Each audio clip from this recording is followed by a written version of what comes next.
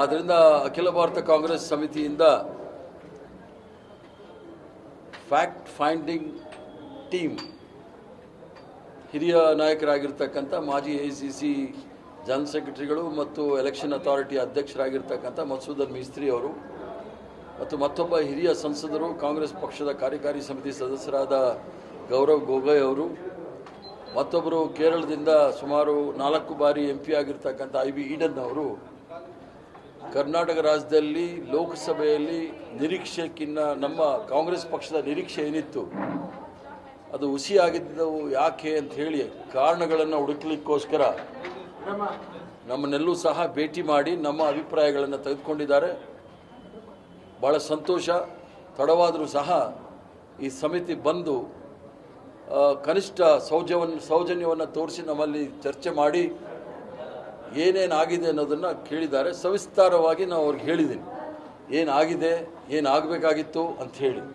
ಆದ್ದರಿಂದ ಮುಂದೆ ಯಾವ ರೀತಿ ಅವರು ನಮ್ಮ ವಿಚಾರವನ್ನು ತೆಗೆದುಕೊಂಡು ಮುಂದಿನ ಕ್ರಮ ತೆಗೆದುಕೊಳ್ತಾರೆ ಅನ್ನೋದು ಕಾದು ನೋಡಿ.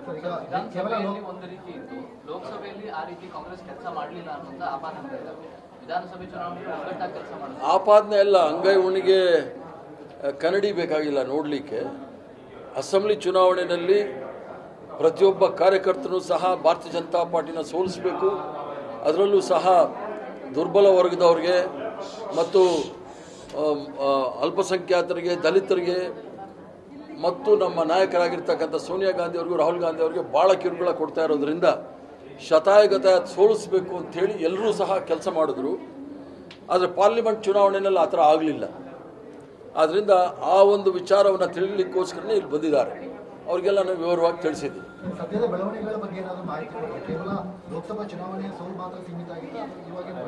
ಅಲ್ಲ, ಅವರು ಈಗ ಸ್ಥಿಮಿತವಾಗಿರ್ತಕ್ಕಂಥದ್ದು ಲೋಕಸಭಾ ಚುನಾವಣೆ ಕಾರಣಗಳೇನು ಅಂತ ಅದೆಲ್ಲವೂ ಸಹ ಬಂದ್ಬಿಡುತ್ತೆ.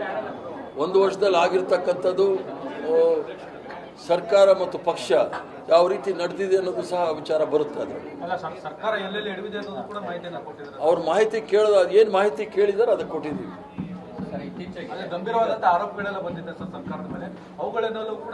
ಈಗ ನಾವು ಆರೋಪ ಮಾಡಕ್ಕೆ ಹೋಗೋದಿಲ್ಲ. ಅವ್ರು ಏನು ಪ್ರಶ್ನೆ ಕೇಳ್ತಾರೆ ಅದಕ್ಕೆ ಉತ್ತರ ಕೊಟ್ಟಿದ್ದೀವಿ.